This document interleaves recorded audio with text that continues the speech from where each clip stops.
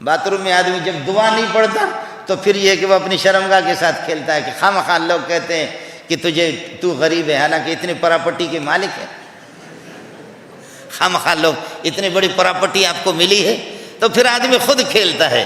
اور آپ کہیں گے کہ مولانا اگر کھیلے تو اپنی چیز ہے، اپنا جسم اپنی مرضی، اپنا جسم اپنی مرضی اگر کھیلے تو مولوی منظور کا نقصان کیا ہے؟ نقصان سن لو، بتا دیتا ہوں. میرے نبی نے فرمایا کہ جب جن وسوسہ ڈالے گا اور جب آدمی اپنی شرمگاہ کو دیکھے گا تو اس کا حافظہ بھی کمزور ہوگا. فقہا نے لکھا اس کی بینائی بھی کمزور ہو جائے گی، یادداشت اس کی کمزور ہوگی. اب اگلے والے کو سن لے.